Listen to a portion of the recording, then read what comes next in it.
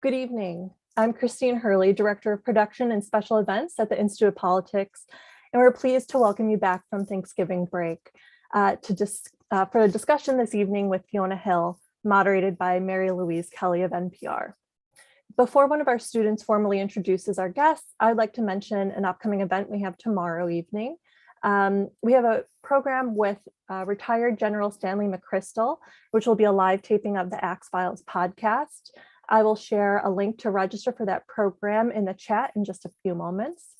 As with all of our events, we will open up to questions from our audience. So after the moderated discussion, we're going to take those questions from you. Please submit in the Q&A function at the bottom of your Zoom screen. A staff member will reach out to you if your question has been selected to be asked. As usual, we do give priority to the first questions to be asked by our students. We're now going to have a formal introduction by Noelle Diaz. Noelle is a master's student with the Committee on International Relations, specializing in state security, human rights, and international law. She's also an events ambassador this quarter with the IOP and has been part of several advocacy campaigns centered on human trafficking and labor exploitation. Please join me in welcoming Noelle to introduce our speakers.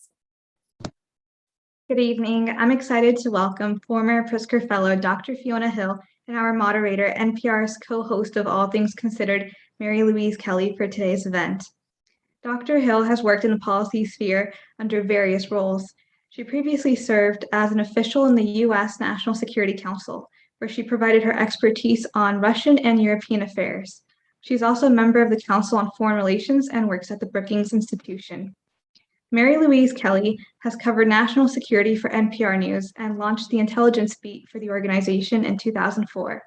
In addition to her news coverage, she has written novels and has taught a course at Georgetown University on journalism and national security. Hill's new book, There Is Nothing for You Here, Finding Opportunity in the 21st Century, details her experience growing up in poverty and pivotal moments in her life in both her career and academics. Her book addresses the way a lack of opportunity, as well as the influence of Russia and polarization, played a role in the outcome of the 2016 election. This conversation will tie together these major life experiences and key events we have seen make headlines in regards to the role Dr. Hill had as she testified at the first impeachment of former President Donald Trump. Well, Noelle, thank you. Thank you for that introduction. And Fiona Hill, it's lovely to see you. I wish we were in person. I wish we were in person. I had the pleasure of being in Chicago and getting to visit the Institute of Politics actually a month or two ago, an actual in-person visit this fall. And we were chatting just before we got going how much we wish these things would get back to being in person. So we will pray that Omicron is not as terrifying as it sounds in this particular moment, and that one of these days we'll get to be in person on stage. And meanwhile, it's lovely to see you.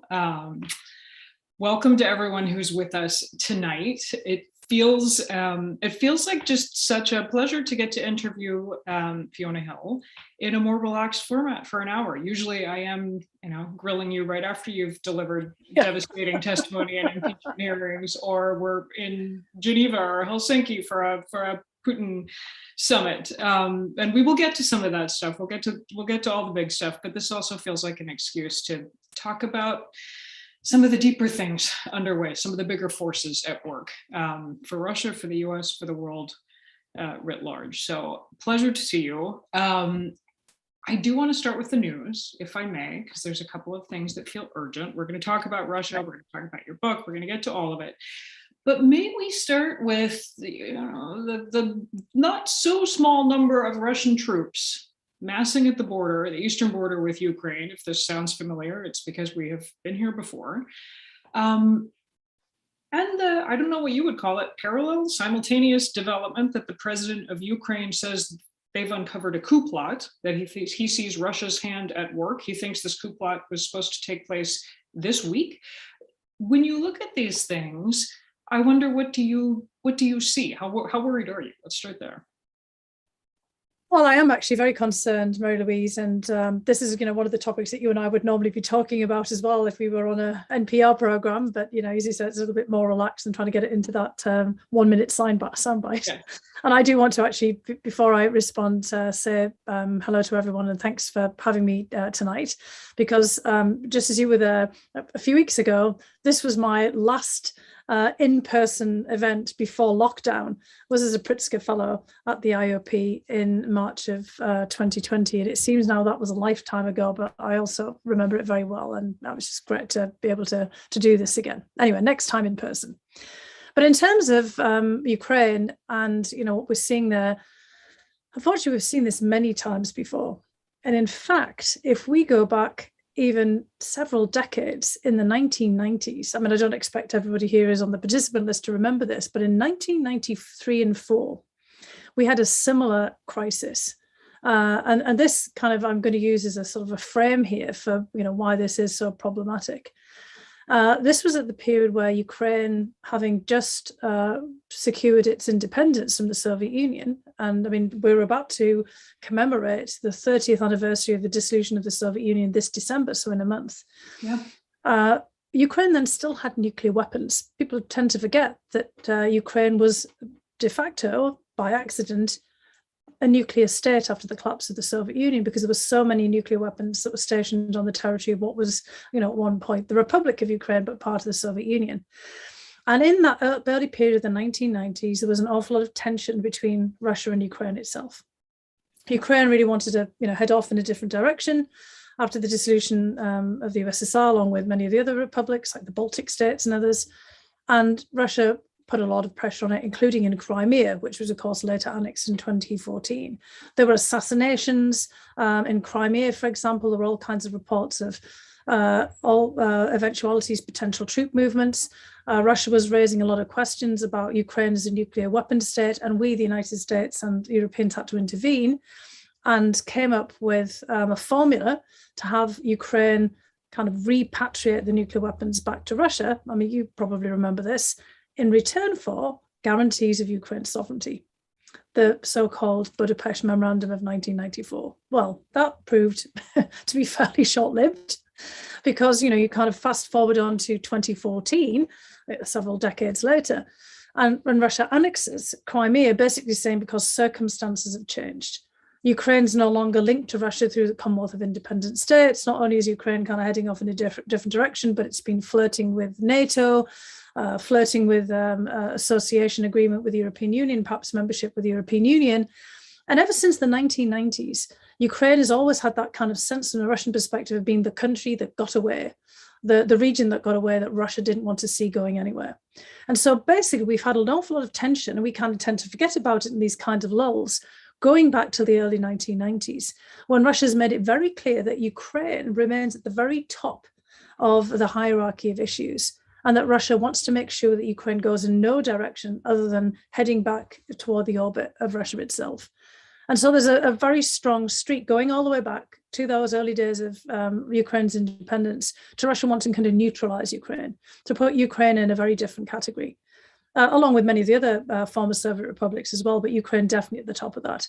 And as you said, these movements of troops, and what Russia is really wanting to have is an agreement from the United States in particular, but the West, writ large, NATO, European Union, and other European countries, that Ukraine remains within Russia's orbit.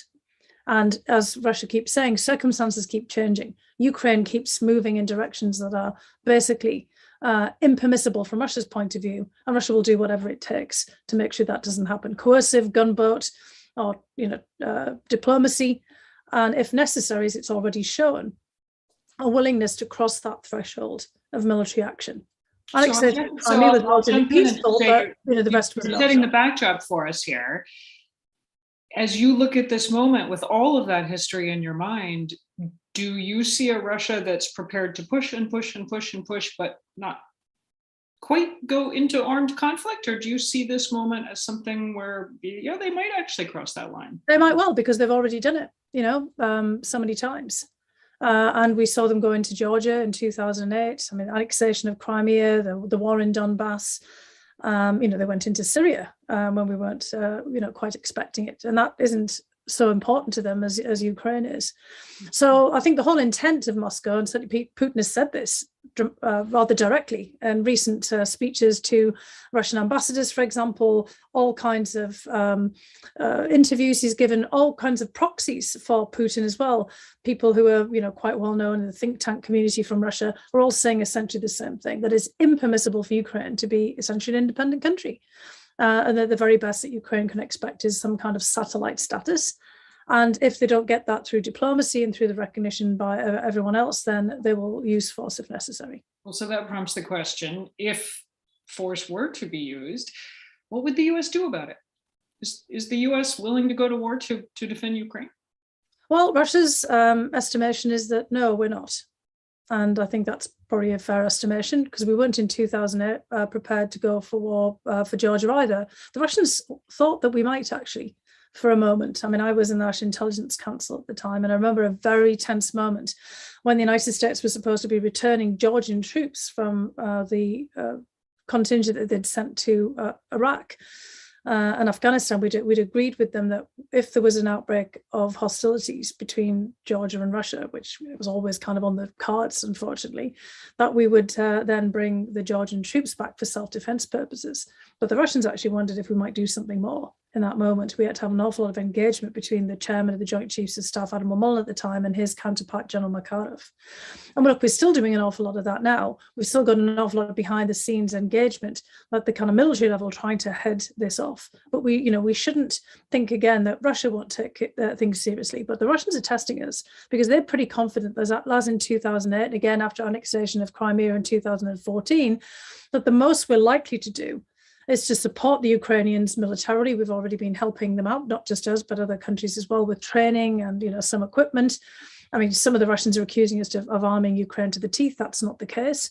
The Ukrainians are asking for the right of self-defense. So this is an issue about self-defense here. The Ukrainians are not saying, in actual fact, that the United States should come in either. Just to be very clear here, it's not just a kind of a question of what the United States will do, but the Ukrainians themselves are saying they want to defend themselves from Russia. But the big point is that Ukraine has been independent now for 30 years. So this isn't just as if it just kind of, escaped yesterday. And 30 years ago, there was a lot of tensions, but this has all been building up. But Russia's basically said, even with 30 years of independence under its belt, this is unacceptable. And so what we will do is have to step up. If it's not through military action, certainly support for Ukraine's self-defense, but certainly then a very robust, diplomatic and other effort to push back on this. And it can't be just the United States, because this is a question about European security as well. Right. Do we know what Putin's next move will be? I'm listening to your analysis, which is obviously informed by a career of trying to get inside this guy's head and figure out what he's doing. You've literally written the book about it. But you nodded to your background on the National Intelligence Council. You've sifted through the intelligence. You understand, how hard it is to get any insight into what he's actually thinking. You're calling to mind something Secretary of State Antony Blinken said just the other day when talking about Russia and Ukraine. And he said, we don't have clarity into Moscow's intentions. We know their playbook. We know what they've done before, but is that true? We don't have clarity? Well, yeah, of course it's true. And they don't want us to know their playbook. And very occasionally, we've actually turned out to do the same to them. But, unfortunately for us, we tend to be eminently predictable. And part of that is the transparency of the media. I'm not kind of looking at you here, Mary Louise, but, we have a media which does hold government accountable. And, we do probe and, press and try to find out information. Putin can operate in a media vacuum in Russia. It's not that, kind of the press is on a fairly close leash to the Kremlin. They will kind of report out information that's given to them. But, there's nobody putting checks and balance on Putin and asking what is he going to do. Putin is, basically free to act at a time and in a method of his own choosing. And those are the military around him. This isn't to say that he's completely without any checks and balances and stresses and strains and constraints, because he is. And I don't think that, and I think many other people discuss the same, that a full-scale, large war with mass casualties would be, particularly propitious for Putin. That right now in the Russian domestic front, there doesn't seem to be an awful lot of support for something like that. And the rhetoric within Russia itself, which is something to pay close attention to, is they're kind of laying the groundwork there, certainly militarily, for potential military action if they want to, and they feel it's necessary if they're not getting anywhere diplomatically. But the rhetoric hasn't been quite whipped up yet to the kind of extent that you might think it is. And that's what we have to watch very closely. But they are trying to create the image of a Ukraine and a West that's doing everything possible to push against Russia. So, part of the rhetoric in Moscow is that it's Ukraine that's at fault, Ukraine that's been aggressive. This is, kind of self-defense issue for Ukraine. And it's the West that wants to turn Ukraine into what one Russian commentator called, kind of an aircraft carrier pointed at Russia. Basically, we want to station masses of NATO troops and, US troops, as many commentators saying that we're trying to arm Ukraine to the teeth to push against Russia, which is kind of absurd because, this is like Taiwan and China, as well as many other territorial disputes. Ukraine is trying to protect its own territorial integrity, having already been stripped of Crimea, not that we've recognized it, but also effectively of Donbass. And with Russia threatening to push further outside of the Donbass territory and, up from Crimea with a hope of most likely securing these territorial linkages, because Crimea is cut off in many respects from Russia itself, which is one of the reasons Crimea ended up with Ukraine in the first place in the Soviet period, because it was always very hard to supply and to maintain from Russia. So there's a lot going on here that we can see, and a lot of incentives for Putin to do something. Anything you just said to follow up on, you just said a couple of times you pay attention to the rhetoric coming out of Moscow. And I'm always curious what you're paying attention to as you try to read the tea leaves of what the Kremlin is thinking. Are you listening to Putin's official statements, his spokesman, Dmitry Peskov? All think tank people, kind of the sort of equivalents and, what they're saying. I mean, they're all basically putting the blame on aggression of, the United States. Also, the way that Western commentators pick up on this as well. It's all on it's all on us. It's all, we've been trying to move Ukraine into an alliance. Well, obviously Ukraine, like the Baltic states and other countries in the former Eastern Bloc, Poland, and many others, wanted to join with NATO, or at least to associate with different alliances as kind of protection of self-defense from what they feared would be Russian predation based on these decades of experience in the case of Ukraine, but even longer history in the case of the Baltic states, Poland, and other countries that were part of the Eastern Bloc or had found themselves in conflict with Russia, the Soviet Union in the past. And it was defensive, it wasn't offensive. But basically, Russia is basically saying that any alliance, and this is why, it was always a fairly hairy decision to expand NATO back in the 1990s and 2000s, because Russia just took that as a given. Then this was an expansion of an offensive alliance directed against Russia, rather than the expansion of a defensive alliance meant to kind of deter. And that's kind of where we're in a totally different position from how we see this issue. And that's when the rhetoric starts to say that we're getting aggressive, that we are pushing, the United States, that we're trying to, push Russia back. We're trying to bring Russia to its knees. That's when things, really look like that they're going to get out of hand. So let me use this to segue to talking a little bit about your book. Which those of you who, if you have not picked it up, I highly encourage you to do so. I'm always fascinated by books that really no one else could have written. And Fiona has written a book that plays on her experiences in 3 countries: Russia, obviously, where she's one of the world's foremost experts, but also growing up in Yorkshire in the north of England and now living here in the US for these many years. And what trends you see, what parallels you see, what questions you're raising that apply to all 3. You write in the book that you believe the US is becoming politically more like Russia, which is probably not something a lot of Americans want to hear. What do you mean by that? How so? Well, it's mostly referring to, the kind of the nature of the politics and the polarization that we've had recently, and looking not just at Russia right now and, the nature of the system around Putin, but the way that Russia evolved in that direction through the period after the collapse of the Soviet Union in the 1990s. So basically, Russia had a period of democratization, pluralism, and it started with Mikhail Gorbachev trying to open up the Soviet Union and create a more humane communist party, try to open up the economy and the kind of political system. Of course, he failed because many of the tensions and the contradictions within the Soviet system were too great to be just tinkered around with. And, as we know, the system unraveled mostly from its own internal contradictions. Mm-hmm. But in the 1990s, we all, those of us who were engaged with Russia saw a much more hopeful set of developments. The problem was that there was a major economic collapse, economic dislocation. And as that became associated with democracy and democratization, there became that kind of sense that democracy was flawed, that the economic crisis of the 1990s after the Soviet system fell apart and there was mass efforts at privatization resulting in huge unemployment, the whole that bankruptcy of the country, actually, in 1998, the complete collapse of the currency, people associated that with democracy, this whole kind of chaos, masses of political parties emerging, the enriching of an oligarchical class, which emerged obviously in Russia as well as Ukraine and many of the other Soviet states. And people were basically, by the time they got to the 2000s, fed up and, quite ready for a strong hand to try to solve many of the contradictions and the problems. We also had a war in Chechnya, which you and, many others covered, and, a lot of tensions and conflicts in the other former Soviet republics after independence, and war in Tajikistan. This was not as peaceful as people might think. I mean, obviously, we were all distracted by what was happening in the former Yugoslavia, but within the former Soviet Union as well, there were a lot of conflicts, a lot of upheavals, and people really felt that they'd lost their identity.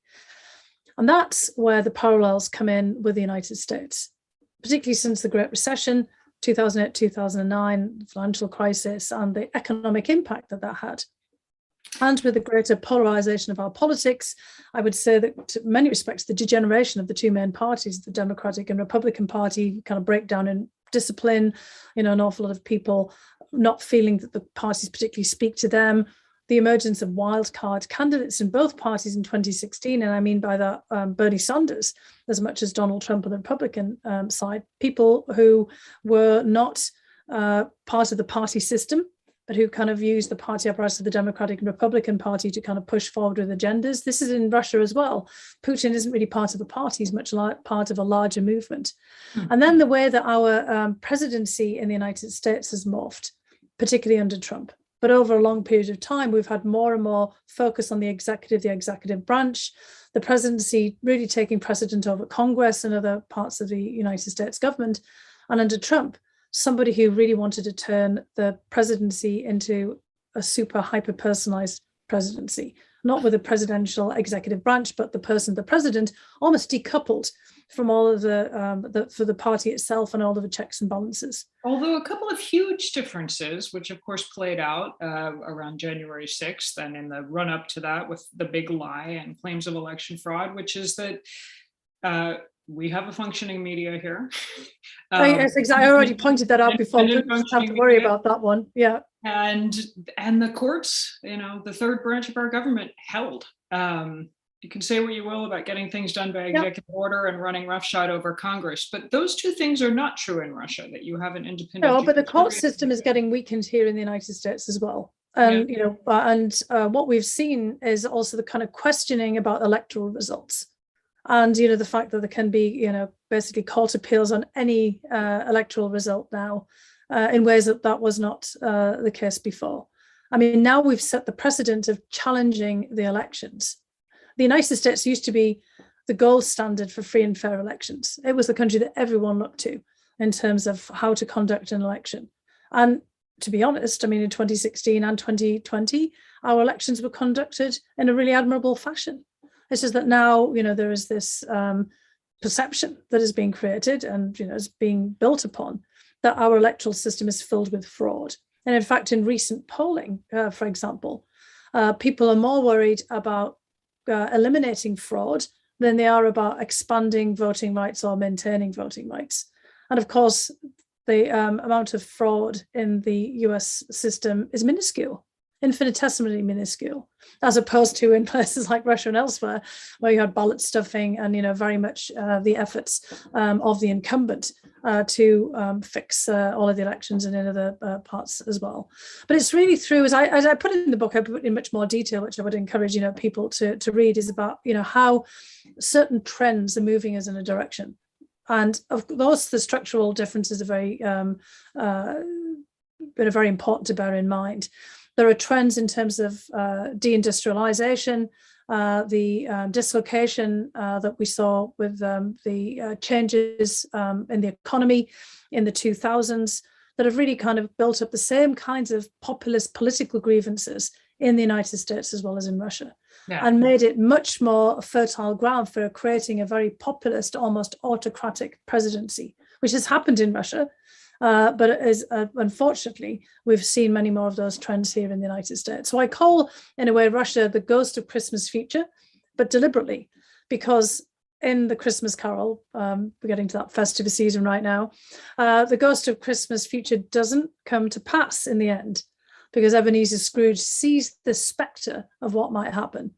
And, he very much changes his ways. Of course, growing up in the UK, we were all forced to read Charles Dickens. It's kind of like, the sort of, the go-to staple in schools. And so, for most people, that becomes, it's an obvious thing that it doesn't have to happen.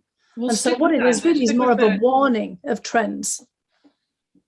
If we stick with the ghost of Christmas future, this doesn't have to happen. We can see the specter and avoid it. Did January 6th provide something of that role? We saw what could have happened, how much worse it could have been with just a few minutes, one way or the other, in terms of Vice President Pence or Nancy Pelosi or others who were in direct danger. Do you think that was enough of a wake-up call? Do you think we have averted the worst? Because January 6th happened, the big lie happened, but our institutions held. Well, it ought to have been a wake-up call. I think for other people, there's a lot of complacency based on what you just said, that the institutions held or appeared to hold. But, what we see is a great deal of effort to dismiss January 6th by, many members of the Congressional Republican Party and elsewhere as nothing, to look at here, basically. This was mainly political protest, even some totally absurd things, basically said. Even Vice President Pence himself, who could easily have been attacked and potentially hung by some of the protesters, and people that were threatening to do so, has dismissed it as one day in January, which is preposterous because, this was, as you and others reported on it, this was an astounding event. Something that you were more likely to see in other countries in the United States and hadn't been seen in the United States, certainly an attack on the Capitol in hundreds of years, not since the 1814 or so, by the Brits, way back when.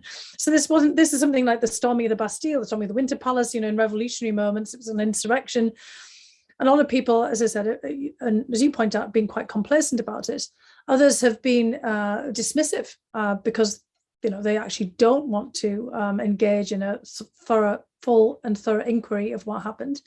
And I'm afraid that if we don't go through the whole process of explaining what happened, as the commission is trying to do, and it would have been much better to have a much larger, not just bipartisan, non-partisan, but professional commission for an incident of this magnitude. That if we don't come to terms with this, then we're much more likely to go down to this path. And here's another parallel here. Under Mikhail Gorbachev, at the very end of the Soviet Union in the late 1980s, there was a policy of glasnost, of basically openness about all of the terrible incidents of the past, which were quite many in the Soviet period. That policy of openness and of discussing many of the problematic episodes in Russian history was stopped abruptly by Vladimir Putin in the 2000s. And then actually now there's criminalization of discussions of some of those episodes, particularly in the context of World War II. I can quite easily see us going down that kind of path in the future. If there's, kind of a change in the government, the criminalization of discussing, kind of January 6th, or some efforts to, move in that direction. I wouldn't be at all surprised if, we had different sets of congressional hearings, kind of, sort of tit for tat. We're moving in that direction already. Unfortunately, I mean, our politics is becoming so polarized and partisan that each, there's sides, and each is kind of basically going after the other and wanting to kind of flip the tables and turn the tables each time to basically persecute and prosecute, individuals for all kinds of different crimes, fugitive crimes. That's Putin's Russia. That's Putin's Russia. That is terrifying. Let me just pause for a second and say I'm going to open it to the floor for questions in 10 minutes or so. I could keep talking to Fiona all night, but I want to make sure we get to everything you want to ask, whether it's about her book or about Russia or about serving at the highest levels of the US government, or whether she's about to lose her marbles working at home now coming up on 2 years. Yeah, I do feel like that. It gets to kind of this kind of time in the evening, and I do sort of think, gosh, where have I been all day? Just in this little box. Speaking of working at the highest levels of the US government, knowing everything you know now, would you take that job again in the Trump White House? Absolutely, I would. Yeah. I would probably do it a bit differently than I did before. Try to head off a few things. I would do much more homework on the kind of on the people that I was interacting with and working with. And I don't mean all of the people who were detailed from across the government, many of whom I'd worked with before, because I was National Intelligence Officer, and I knew an awful lot of people who were detailed into the government, people who were working in all the various departments and agencies. It was one of the reasons that I was asked to go in, and one of the reasons I took the job. But there were all the political operatives that I really didn't know anything about. And, I've said to you before, Mary Louise, that in all honesty, I knew more about Kremlin operatives than I did about, US operatives. I could not get my head around Rudy Giuliani. I still can't, actually. I knew him, I didn't know him, never met him actually personally, but as, the prosecutor in New York, the mayor of New York, and then he became, this mysterious creature. That is all the way I can describe him, as a kind of a political operative that I just could not figure out half the time about what he was doing. I would spend an awful lot more time educating myself on, I'm just using Giuliani as one example, because he had such a huge impact on issues related to Ukraine, and I had no idea most of the time about what he was doing and why he was doing it. But I mean, that becomes, really problematic. I mean, to take a job in such a highly charged environment when you're supposed to be focusing on national security and foreign policy, to think that you might be having to do more reading up on, kind of domestic politics, really does sort of turn things on its head. Because it's not just a question of the domestic politics and how feasible it is to get things done. So you're actually dealing with friendly fire, people who see you as an enemy, from within the whole time. I mean, I continue to get attacked on websites and all kinds of things, people, conspiracy theories, making things up about me. And, I really should have been a bit more savvy about it. So, I mean, again, I would without hesitation do it again, because it was very important to try to push back on the Russian intervention in 2016, to try to handle our national security issues. I mean, we're talking about issues that have a long tail. I mean, I would argue that a lot of the reason why we are where we are right now with Ukraine is because of what happened. From that whole period of 2017 through to 2020, and the impeachment, the first impeachment trial, the fact that actors like Giuliani and the president tried to privatize national security and use Ukraine as a domestic political tool, for Trump's own re-election campaign. And also it was used clearly with people for their own personal private business interests. And the fact then that we didn't look at Ukraine all the time in a coherent fashion as a national security issue, one related to European security, and to have consistency of policy, I think has helped to provoke the kind of incidents that we have now. So our domestic politics became a national security threat. And I should have been more savvy about that too. It's so interesting hearing you say you should have been more savvy about the personalities, because anybody who's still with us, who's come this far with us tonight, knows you have done your homework on the adversary, on Russia, on all of the policy issues that you were going to be required to think through and advise the president on. But when you say you should have done more homework on the people who were sending friendly fire your way, I mean, how would you have done that? It's rather unfriendly fire, actually. Okay, less than friendly fire. Yeah, not very friendly. I probably. I mean, I should have, at least have Googled them, right, and asked around a bit more. But it's I mean, I did interesting. get warned that there yeah. was kind of a bizarre cast of characters that was kind of, there in and around the White House. Yeah. But, I also went in thinking that surely, people would have national security uppermost in their minds. And I became, quickly disavowed of that, which didn't mean to say that it negated all the things that I and others were doing. I mean, there were, a great number of people, there's a lot of continuity, a lot of those people, from who are working around the administration, they're still in this one too.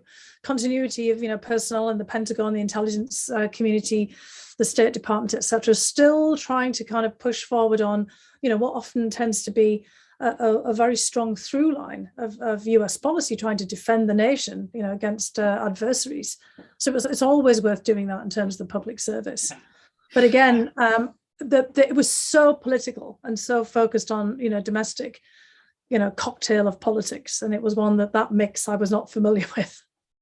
I highlight it because we're talking to an audience of largely students who are here because of the Institute of Politics, many of whom will be studying politics or interested in moving into careers in government and public policy, running on campaigns. And it's something that doesn't get highlighted in our university classes. You can have all the knowledge, you can talk me through, everything that's ever happened in the history of Crimea, but to do your job effectively, it sounds like there were other things you wish you had, in hindsight, known to do to prepare, and that's something that it's hard to teach, and maybe we need to figure out how to. And I mean, it really depends on the presidency, right? Because later on in this week, I'm supposed to be on a session about talking about the National Security Council and how they operate. Well, let's just say it didn't operate in a normal manner under the Trump administration at all.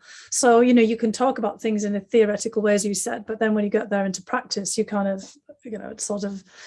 Everything kind of fizzles and fades, and this was like being near a blast furnace, whoosh, kind of hot air coming out and singeing you, and just trying to kind of look in there and try to figure out, how to navigate. And so that's why, wish I would have done a little bit more of my homework. I kind of went in thinking that, well, the issues that I'm going to work on will carry me through here.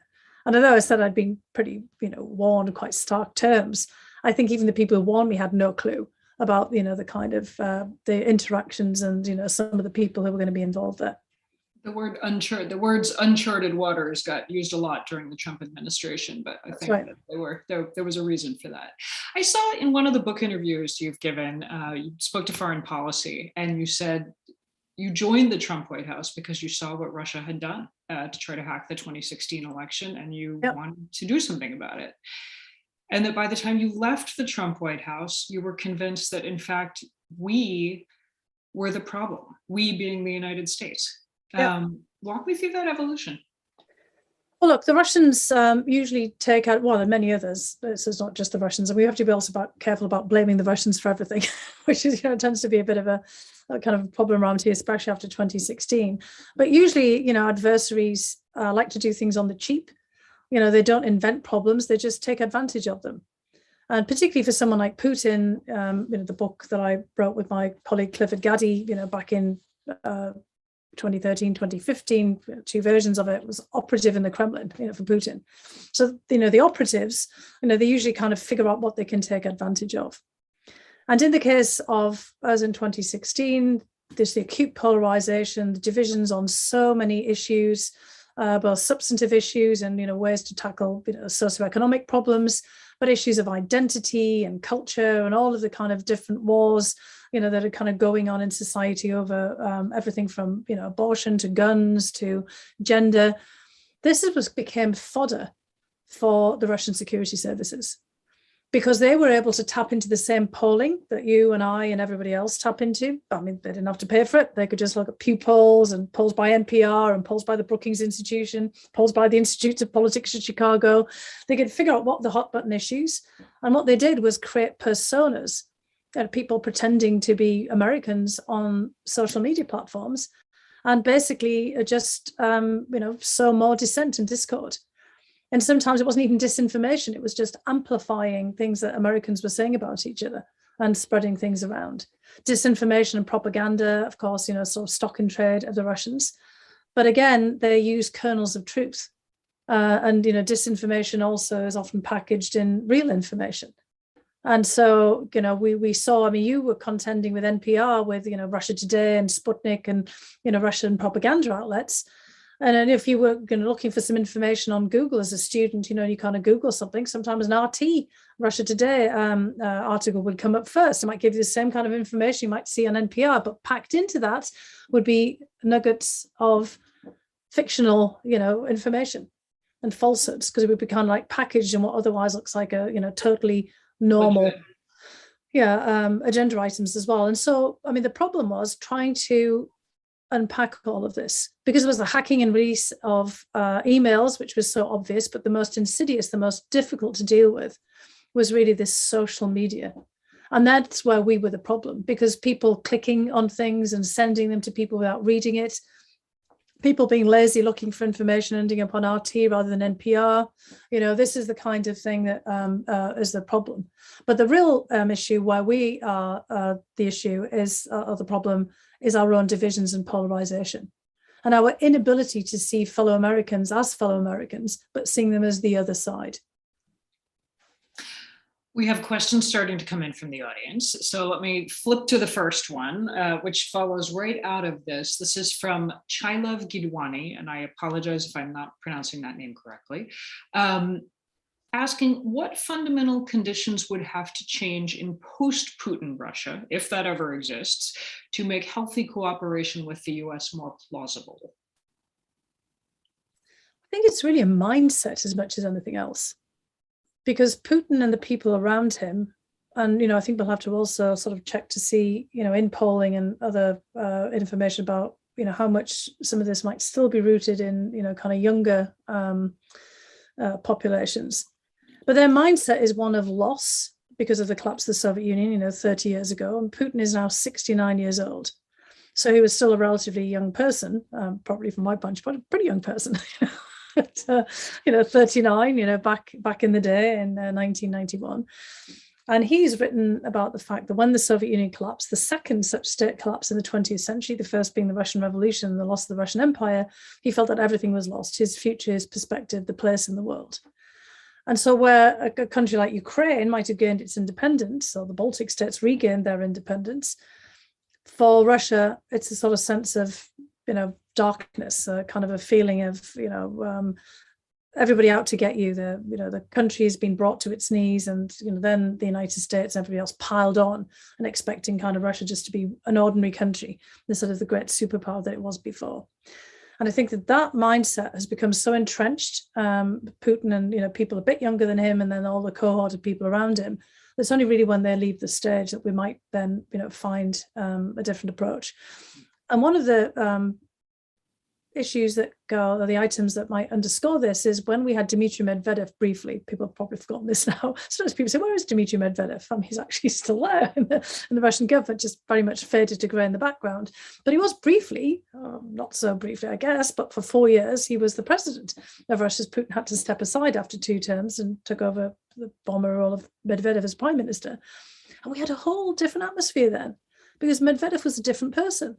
He and I exactly the same age. He had a kind of warmer, sunnier outlook on life. He actually had seen the period of perestroika of the late 80s as a positive period, not one of kind of like loss. Putin had been in East Germany, watching the whole of the Soviet bloc unravel, while Medvedev had been in Leningrad, St. Petersburg, kind of watching this flourishing of opportunity and an opening up, and he'd kind of taken part in the kind of early democratization. He'd had his own business as a lawyer. He wasn't in the KGB. So you can kind of like see that a different person with a different approach, a different mindset, or a different set of people could, I think, set the conditions for we might be able to kind of reach out again. Now, younger people in Russia are very well connected. They're connected through the internet. They've done an awful lot more travel. But the thing is, they're a very small cohort because of Russia's demographics. There isn't a fast upsurge of, younger people emerging. They've got a kind of an inverted, pyramid with older people and a lot of a smaller, younger generation. But I do think that there is going to be opportunity down the line. It's just this particular group of people are going to be very difficult to continue to manage because their outlook is very negative. They do think the worst of the United States. And often they need us to kind of mobilize an external enemy for domestic purposes to keep control and to stay in power as well, not just for the manufacturing of a major international crisis, because Putin wants Ukraine, neutralized, but internally he wants to stay in power. And that sense of urgency, that sense of crisis, that's why you need a strong man, basically to take charge. Next question comes to us from Zachary later. Zachary, if you want to unmute and if you care to turn on your camera, we're ready. Oh, that'd be great. Hi, Zachary. Hi. Hello, I'm a freshman in the college. Thank you, first off, both of you for coming. It's really great.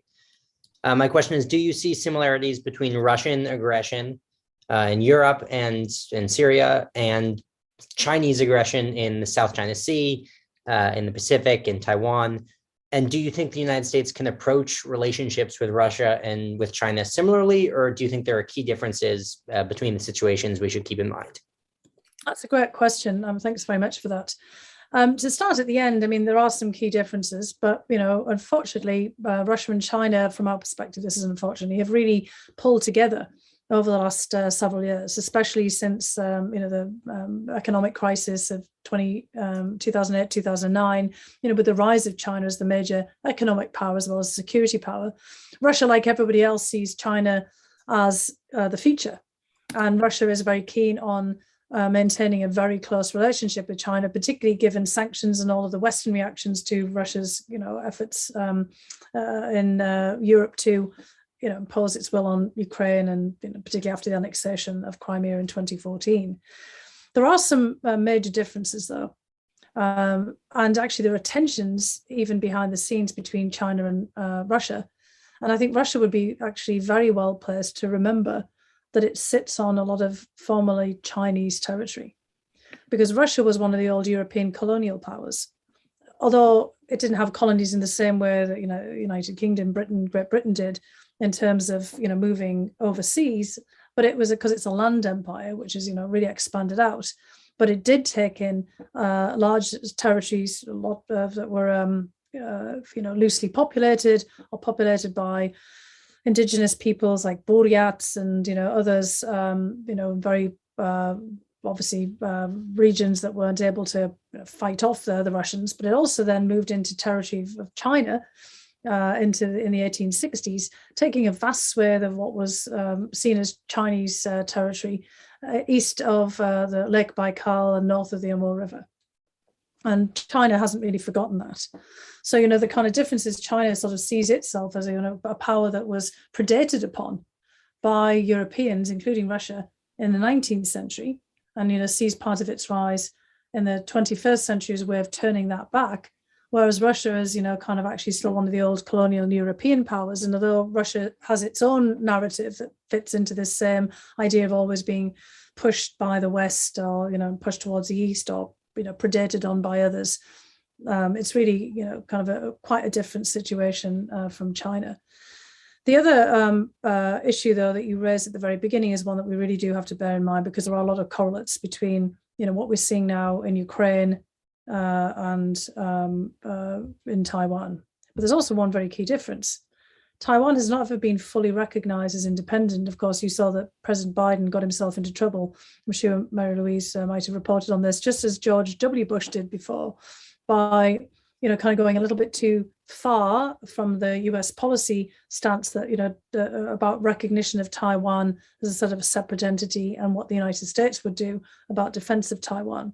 Because technically speaking, Taiwan is still, part of the Chinese political space, even though, for all of us tend to think of China as Taiwan, particularly based on its history, as being pretty much an independent entity. We haven't fully recognized it. Ukraine has been fully recognized as an independent country for 30 years. And so what Russia is doing, China argues that it's trying to reincorporate Taiwan as a kind of like, the lost region, although we would refute that.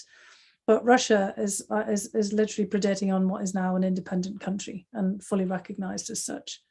And so there's a real danger here that if we don't respond with a forceful, collective international response, it can't just be the United States, then it's going to be very difficult to do anything if China moves more forcefully against Taiwan to reincorporate it from, China's perspective. I mean, it's also you have to be very careful. Mary Louise has to be on NPR. We always have to be very careful about the nomenclature about this, about the way we talk about things, because even just our own rhetoric can be internationally destabilizing. But certainly in the case of Ukraine, if we don't have a forceful response, it can set the tone for, or let's sort of set the table, I would say, rather, for, China looking to that to see precedent for its own actions. And it's not just Taiwan. China has, of course, territorial disputes, as you're well aware, with Japan, with South Korea, with Vietnam, and all the kind of Southeast Asia has all kinds of territorial concerns about the South and East China Seas, and in the Himalayas with India, where there was actually an exchange of fire several months ago, and there were casualties on both sides, but very heavily on the Indian side. So this is kind of a huge problem here, that this will basically open up prospects for other countries to kind of move forward more forcefully, particularly China, on other territorial disputes, because basically Russia, is kind of saying here that it has a right to have Ukraine neutralized and even a right to take Ukrainian territory. Zachary, thank you. Thank you. Thank you. Next question. This comes from Graham Hardwood, first year Master of Public Policy, asking, this is getting again to Putin's motives. How much do you think Putin's moves in Crimea are related to securing a deepwater port? Well, a lot of that is related, absolutely. I mean, there's a very significant historical context here. And in fact, there's lots of shades of the first Crimean War in the 1850s under the Russian Empire, when not just securing, the kind of deep warm water ports, Russia wanted to dominate the entire Black Sea, and even to have control in one way or another over the Bosphorus Straits. So basically the egress from the Black Sea into the Mediterranean. And, part of the intervention in Syria in 2015 was to secure a naval base that Russia has had for years, decades, in fact, in Tartus on the Eastern Med in Syria. And so, historically, Russia has always been trying to kind of break out of the kind of I think it feels the sort of stranglehold of these inland seas, the Sea of Azov, the Black Sea, the Mediterranean itself is an enclosed sea, and to really try to get a presence on the kind of the global maritime sphere. I mean, Russia's own history, maritime history, is rather fraught, it has to be said. I mean, one of the greatest defeats of Russia in history was in the Asia Pacific by the Japanese in 1905, when the Japanese Navy sank the entire Russian Baltic Sea fleet that had to kind of traverse, basically all the way around the globe to get to the Asia Pacific region. Because of course it couldn't go around the north from the Baltic because of sea ice back in the day.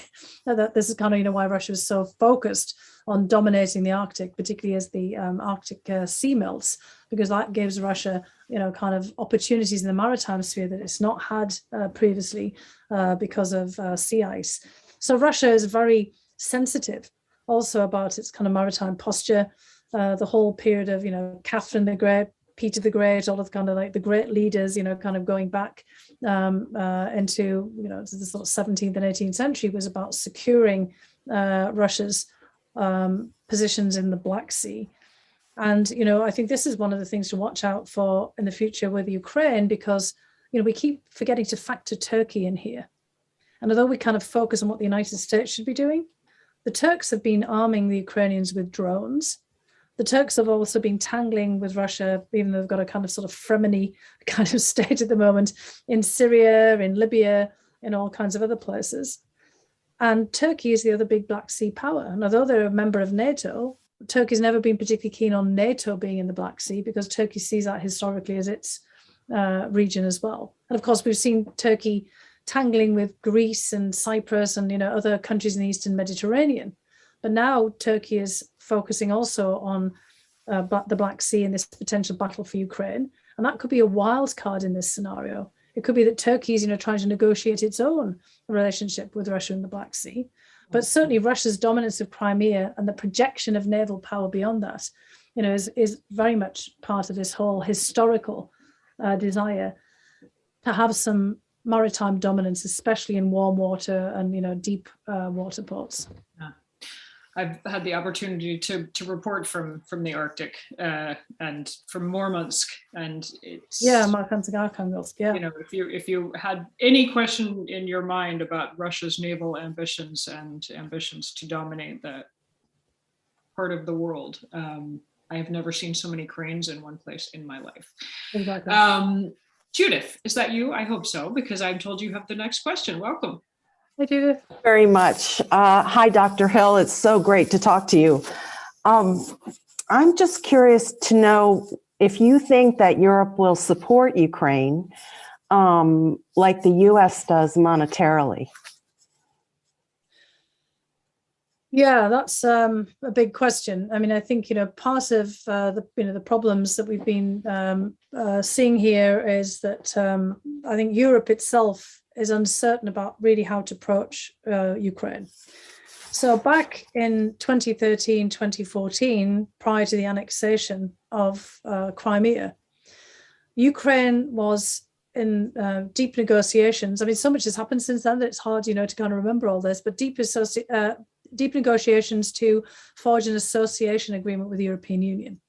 That wasn't necessarily a precursor to membership in the European Union, but it would have brought Ukraine much closer economically and certainly in terms of trade to Russia, to Europe, and it would have opened up visa liberalization as well. That was all on the agenda. And that's when, Russia moved to push Ukraine back from concluding this association agreement. And it was when the Ukrainian government stepped back from that, they had demonstrations in Ukraine, and then ultimately the fall of the Ukrainian government, and then Russia coming in, stepping in and annexing Crimea. So all of this became very complex. But the Europeans have been talking still about some lesser forms of association. Excuse me, just take some water here. Some lesser forms of association with Ukraine. I've still been talking about the different points, visa liberalization, talking about, increasing trade, economic assistance. But part of this has been Ukraine's own economic problems. Ukraine has only just concluded an agreement with the IMF for a major loan, which was also kind of a precursor to further economic engagement with Europe. And obviously what Russia is trying to do is to stop all of this from happening, because Russia knows how complex it is. It knows that there's a lot of debate within Europe about how best to engage with Ukraine, including economically and in terms of, visas and, other, structural relations. And Russia wants to make sure that this doesn't happen at all. So, I mean, there has been quite a bit of investment from Europe in Ukraine, but Russia has been trying to make sure that this, really doesn't take off in any kind of major way. So I think, while we're seeing the heightened tensions, then it seems much less likely that Europe is going to step up. And the real challenge to Europe right now, which I think is kind of packed into your question, is will Europe really help, or European countries, even if it's not the EU or, kind of NATO, will European countries really step up to help Ukraine defend itself and to kind of put Ukraine on a different footing? I'm going to jump in because I'm going to try to squeeze in one more question before we all say goodnight. Thank you, Judith. Thanks, Judith. Yeah, thanks so much. Thank you. This comes in via YouTube, and it's pointing us forward, which seems a good way to look for our last question. What would Dr. Hill's advice be to the current administration to keep us from continuing the path towards modern Russia? I guess meaning any advice to get us off this entirely adversarial track toward something that looks like a better US-Russia relationship in future. Well, look, part of our problem is getting our own house in order. And, because we can't then basically mount collective action. One of the things that I think is most telling about our inabilities to, pull ourselves together here and get our act together is the fact that we still fail to have many of our ambassadors in place. Our polarization and partisan politics have become such an issue that people can't see that these are representatives of the United States, not representatives of a particular president. So this wasn't helped by the fact that President Trump kept talking about my ambassador, my generals, my judges, my this. the whole idea is that these are the representatives of the United States abroad. And what people see from the outside is the United States is tearing itself apart, that can't, kind of basically get its act together to push a coherent foreign and defense policy and security policy. So that also makes it very difficult for us to engage with Russia in a kind of a meaningful way in other countries. But also it kind of shows us up as losing the power of our example. And I think, part of the reason that Putin and others are being so aggressive towards us at the moment is that we're kind of seen as weak, and we're seen as hopelessly divided, and they kind of think we're done. And so the Russians actually think that the United States is on the same path that the Soviet Union was in the 1980s, a kind of a glide path, towards dissolution. They take note of, all the various discussions about the secession of Texas, for example, or California, or red states versus blue states. And they've kind of Americans forgetting that they're part of the same polity. And they see that and they think, that's what was happening in the Soviet Union in the 1980s, when the whole thing unraveled and came apart. And it came apart because, the presidents of Belarus, Ukraine, and Russia, basically got together. This is the equivalent then of governors, really, but that's all the presidents of those three countries got together in a Belarusian hunting lodge and decided to basically dissolve the Soviet Union because they actually had that kind of ability packed into the old Soviet constitution. And I think, they look and think that, well, we might be doing the same because, we've had a past president who says that he's only the president of the people who voted for him and the rest of America doesn't, count. We have all these questions about the future of our electoral systems, et cetera, et cetera. So that's us done. So basically this administration, and, we're kind of running out of time to do it, has to focus not just on infrastructure build and build back better, bill, but to try to kind of bridge these divides to reach out. And it can't, I think, be done by starting at the top because we see too much animosity and enmity in Congress. I mean, that's not on all sides, but the majority of people who want to figure out how to get along are being drowned out by those vociferous minorities. So I kind of think in many respects that the administration needs to kind of launch a campaign across the United States to kind of get an ambassador to America. I've kind of used this idea before, a kind of a team America to get people to go out there and fan out and start a conversation. Institutes of politics are great ways to doing it, world affairs councils, public libraries, getting people out there to kind of engage with each other. Of course, COVID makes it really difficult for us to do that. And at the same time, through Zooms and other discussions like this, we can start these conversations. But we need to get out there to be bridging our divides. And that's how, we really need to find a way of doing this.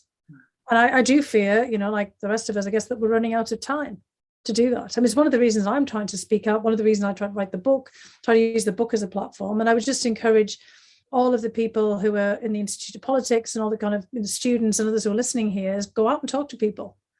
Don't just say, I can't talk to that. They're not, my sort of person, or that's not my side.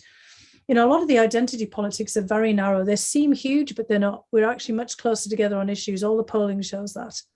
And we have to find ways of talking to each other. And we have to kind of break out of these partisan divisions because we're just not going to make it otherwise. Yeah. Well, that seems a wonderful place to end it. An invitation that we can all be ambassadors of some form or another. We can be, right? We can all be on the same team and show that. Well, I would like to say thank you to everyone who joined us tonight. Thank you to the Institute of Politics, to the University of Chicago for hosting us. And most especially, thank you to you, Fiona Hill. Again, the book is There Is Nothing for You Here, and I highly recommend it and just loved getting to talk to you. Thank you. That's great. Thanks so much, Mary Louise. And thank you to everyone too for having us. It's just, I know that you and I both really enjoyed our time at the University of Chicago, and hopefully, kind of sometime we could get back together in person and do this again with everyone. I will look forward to it and hold you to it. Thank you. Good night. Definitely. Thanks a lot.